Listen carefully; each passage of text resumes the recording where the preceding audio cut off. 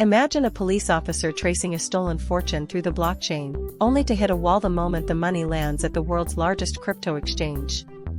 That is the exact frustration detailed in a New York Times investigation published this morning, 28th of July, 2026, which reports that Binance has made it significantly harder for police to track down crypto scammers. According to the report, officers across multiple countries say requests for account information and transaction histories are now slower, more restricted, or simply denied compared to just a year or two ago. CoinDesk and PYMNTS.com both picked up the story within hours, confirming that this is not a one-off complaint but a pattern investigators are seeing repeatedly.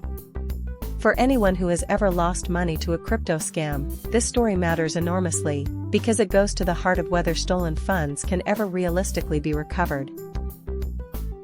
So what has actually changed?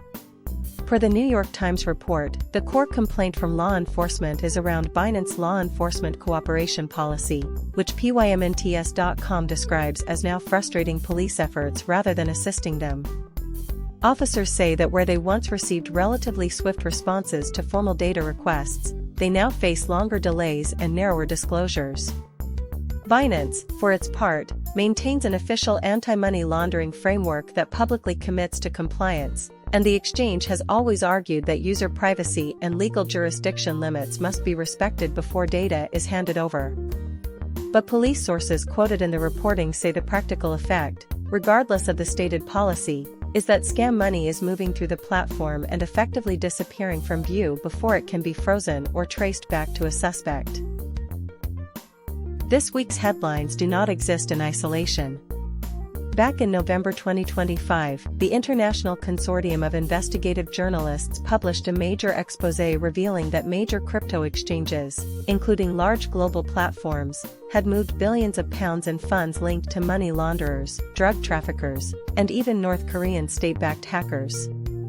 That investigation painted a picture of an industry where enormous volumes of illicit money can pass through exchange wallets before compliance systems catch up, if they catch up at all.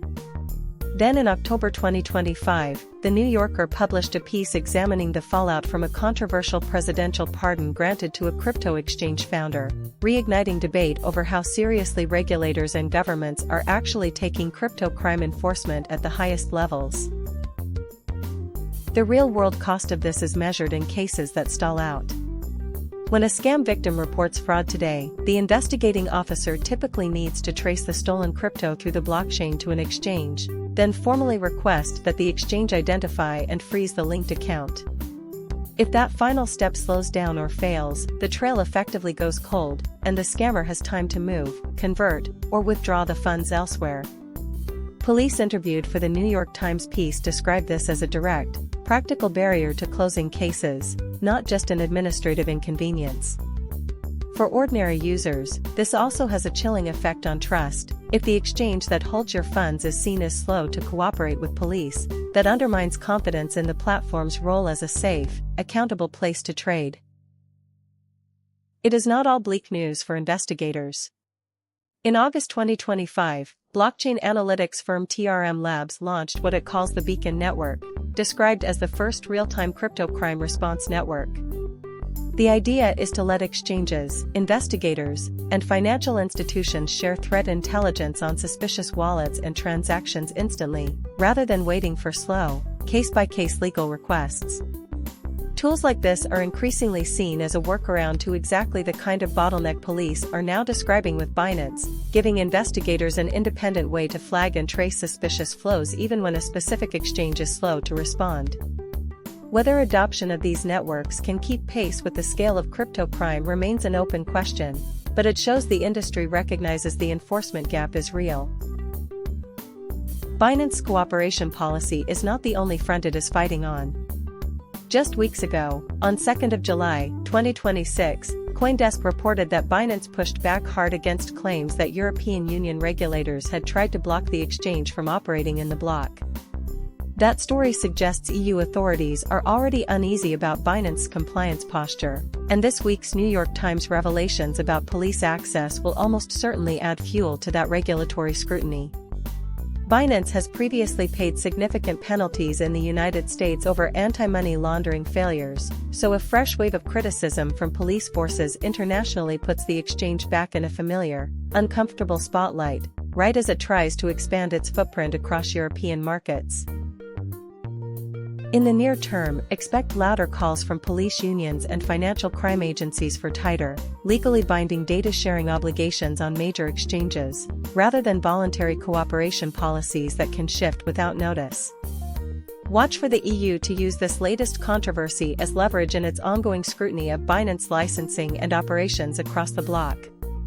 It's also likely that more exchanges and analytics firms will move to adopt real-time information sharing tools similar to TRM Labs' Beacon network, simply to avoid being named in the next investigative report.